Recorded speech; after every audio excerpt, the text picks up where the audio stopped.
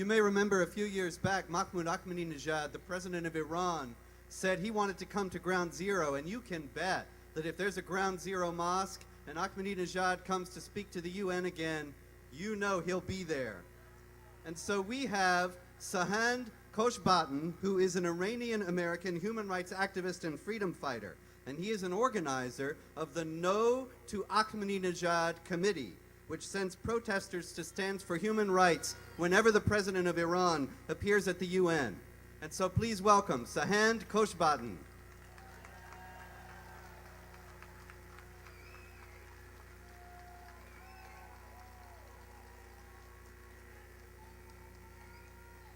Ladies and gentlemen, today is a solemn day for all of us, a day to remember and to pay tribute to the thousands of innocent people who fell victim to terrorism, a day to pray for the families of the victims who have endured all these years and to wish them more strength.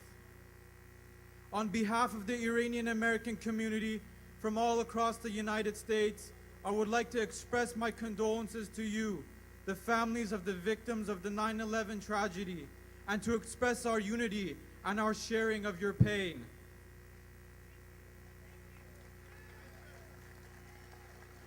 As we think of our beloved victims, the terror masters and the murderers are at loose. Mahmoud Ahmadinejad, president of the most repressive dictatorship and the most active supporter of terrorism, is coming to New York City on September 23rd to shamefully address the United Nations General Assembly. Who does this madman represent? The execution of 120,000 political dissidents, the brutal suppression of the uprising by the millions in Iran, murder of the protesters, including Neda, a young woman who became the symbol of the Iranian people's struggle for freedom, and the victim of the evil that is out to destroy love, peace, and liberty. We, the Iranian people, have pledged and made an oath to our Lord and our fallen brothers and sisters that we will cut the roots of terrorism and Islamic fundamentalism, whose representative has the seat of presidency in Iran. With a massive program to acquire nuclear weapons, the most dangerous weapons will be in the hands of the most dangerous man, a recipe for a global catastrophe. The crackdown of the uprising of millions of Iranians over the past year includes all sectors of society. Many activists, most of them belonging to the main Iranian opposition group, the National Council of Resistance of Iran, and the PMOI, have been jailed, tortured, hanged, or sentenced to death. Scores of them are on death row for simply crying out for freedom. Religious minorities have been ruthlessly suppressed. A well-known Iranian pastor is currently facing execution as part of a crackdown on Christians. There are several other Christians in jail. His presence here is an insult to humanity, and particular to the people of America and Iran who are together on this. A terror master and a Holocaust denier has no place at the UN. We have to say no to Ahmadinejad.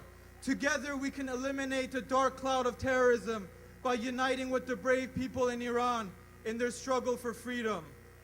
The Iranian American communities are holding a major rally in New York across from the United Nations, September 23rd, starting at 11 a.m.